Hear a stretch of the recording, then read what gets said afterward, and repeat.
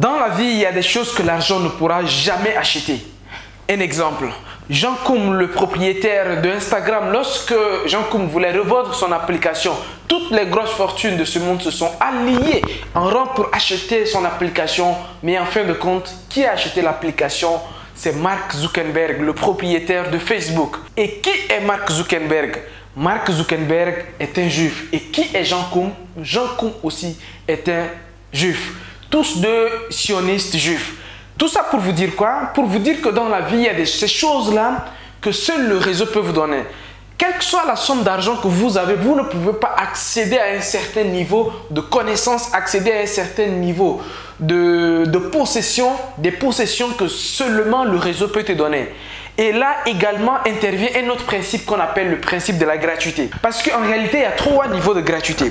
La première gratuité, c'est la gratuité où vous avez l'information gratuite. Hein. Vous partez sur les réseaux sociaux, vous tapez juste sur Google et puis vous avez ces informations-là. Vous partez sur YouTube, vous téléchargez des cours, vous téléchargez des choses. Tout ça, c'est gratuit. La conséquence de ça, c'est-à-dire que la limite de ça, c'est que vous allez rester à un niveau donné. Parce que gratuitement, vous ne pourrez jamais tout avoir. Et une personne qui veut tout avoir dans sa vie gratuitement, cette personne est vouée à la médiocrité toute sa vie. Pourquoi? Parce que vous ne pourrez jamais déverrouiller un autre plafond qui se trouve juste en dessous de votre tête, qui est le deuxième niveau. Et ce deuxième niveau, c'est quoi? C'est que vous devez maintenant sortir de l'argent. Parce que toutes les informations ne sont pas gratuites. Peut-être que vous le savez déjà, mais vous ne pourrez jamais, par exemple, intégrer une université ou bien intégrer en tout cas, vous soignez dans un hôpital gratuitement. Les hôpitaux gratuits, quand vous vous soignez dans les hôpitaux gratuits, hein, vous savez quel type de soins vous avez.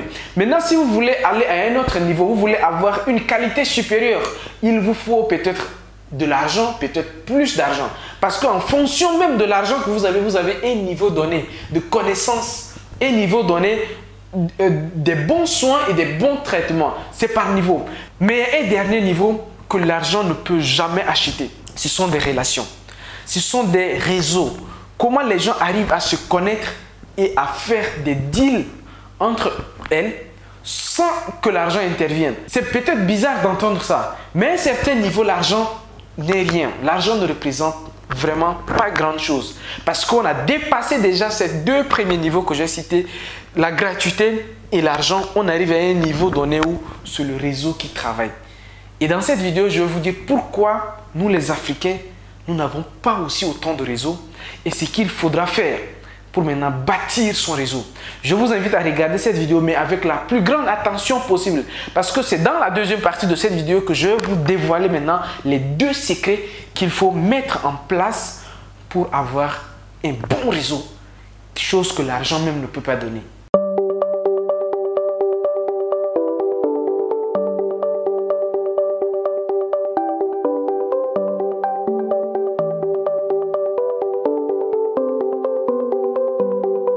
Si vous venez de me découvrir au travers de cette vidéo, laissez-moi me présenter rapidement. Mon nom c'est Justin, je suis architecte et également entrepreneur puisque j'ai plusieurs business qui tournent un peu partout dans plusieurs pays en Afrique. Le but de cette chaîne Vivre et Réussir en Afrique est de contribuer au développement de l'Afrique au travers des investissements et des business. Donc si ces deux thématiques te parlent, je t'invite déjà à t'abonner pour rejoindre les milliers de personnes déjà abonnées à cette chaîne et également je t'invite à aller dans la barre de description pour avoir des informations complémentaires à cette vidéo. Les Africains sont absents dans beaucoup de domaines.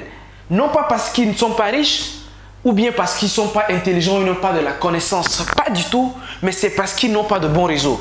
Et pour cela, je vais vous donner trois exemples, trois domaines juste pour vous faire comprendre cette situation. Prenons le premier exemple, le football.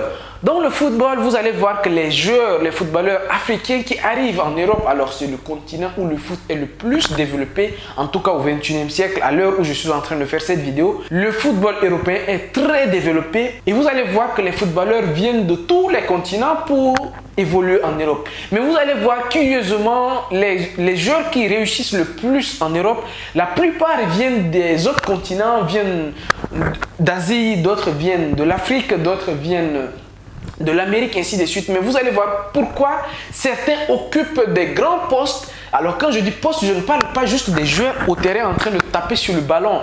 Je parle même des propriétaires des clubs. Par exemple, quand vous prenez Leicester, son propriétaire, c'est un Thaïlandais. Quand vous prenez par exemple Paris Saint-Germain, le propriétaire du PSG, c'est un Qatari. En fait, je parle même des personnes qui tiennent ces clubs-là. Mais vous allez voir, aucun Africain se retrouve là-bas. Tout récemment, il y a Dangote qui voulait acheter Arsenal, mais comme je vous disais, ce n'est pas tout que l'argent peut acheter. Vous comprenez maintenant pourquoi. Et même, on descend au niveau des joueurs. Quand on descend même au niveau des joueurs, vous allez voir que la même chose va s'appliquer. C'est vrai, on a connu des goulards en Afrique, les footballeurs africains. On a connu Roger Milla, Samuel Eto'o, Okocha, Drogba, Sadio Mané. Ils vont continuer à venir. Mais leur prix sur le marché est trop faible par rapport à certains joueurs. Pourquoi les joueurs africains, malgré leur talent, n'ont pas aussi autant de ballons d'or? Pourquoi? Tout simplement parce que c'est un problème de réseau. Samuel Eto'o aurait pu gagner un ballon d'or. Drogba aurait pu gagner un ballon d'or. Sadio Mané aurait pu gagner un ballon d'or. Mohamed Salah, ils sont beaucoup comme ça qui vraiment, moi, à mon avis, méritaient le ballon d'or. Mais pourquoi? Ça revient toujours à la même chose. C'est le réseau. Le réseau Nike, le réseau Adidas. En fait, ce sont des grands qui tiennent ces clubs-là, qui décident. On fait croire aux gens que c'est des capitaines de clubs qui décident. Mais non, il y a un cercle de décision très secret qui décide même de beaucoup de choses. Voilà pourquoi vous voyez juste les joueurs jouer au foot. Vous pensez que c'est, voilà, ils jouent bien, ainsi de suite. C'est eux qui marquent des buts, ainsi de suite. Mais en réalité, quand vous voyez au fond, c'est pas ça. Quand vous voyez vraiment les choses en profondeur, la valeur de nos joueurs est trop faible sur le marché. Sadio Mané, il coûte combien? Eto'o coûtait combien en son temps? Comparativement à un jeune Brésilien qui n'a même pas 18 ans, on le signe déjà 60 millions de dollars. Sadio Mané, quand il partait en Europe, il coûtait combien? Il avait quel âge? Tout ça pour vous dire quoi? Pour vous dire que derrière, il y a des décisions qui sont prises par des personnes qui tiennent ces clubs-là. C'est juste un exemple, j'ai pris un exemple dans le football pour que vous compreniez comment la mafia se passe à un niveau très élevé. Je vais prendre un deuxième domaine, par exemple les instances internationales de décision. La Banque mondiale, FMI, la CPI, en tout cas toutes ces instances que vous voyez là. Comment ça fonctionne? Est-ce que vous voyez des Africains là-bas?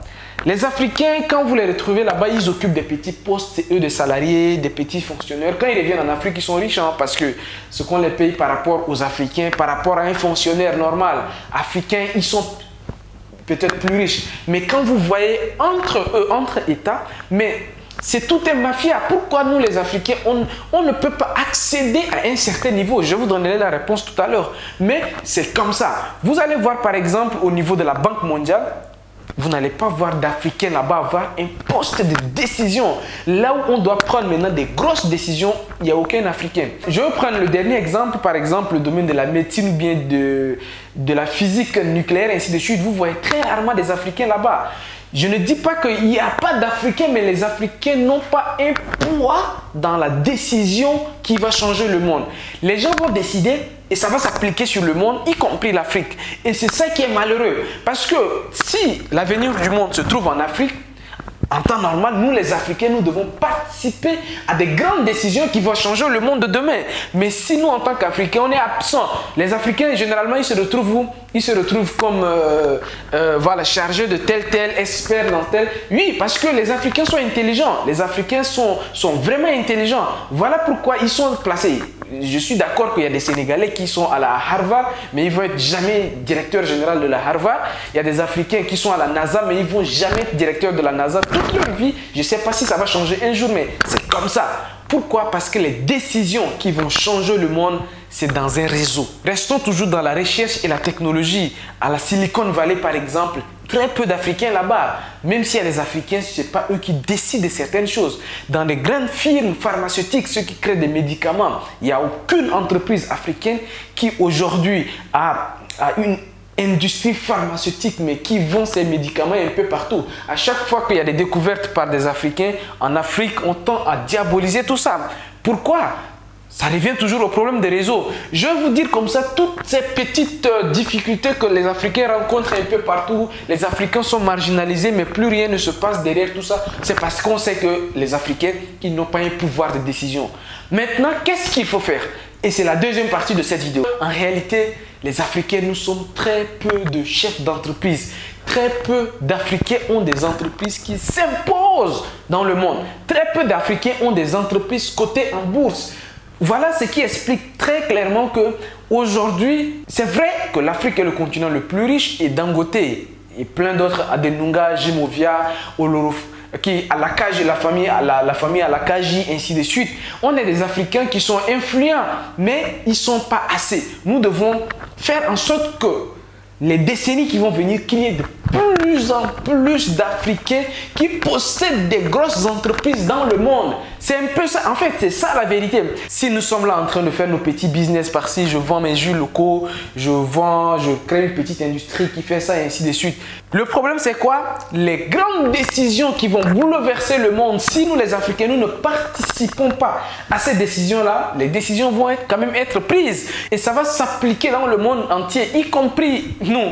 Donc, vous voyez très clairement qu'il faut que nous, en tant qu'Africains, nous développons de plus en plus des entreprises. Parce que c'est seulement en développant des entreprises, c'est seulement en montant des grosses boîtes que nous allons devenir influents.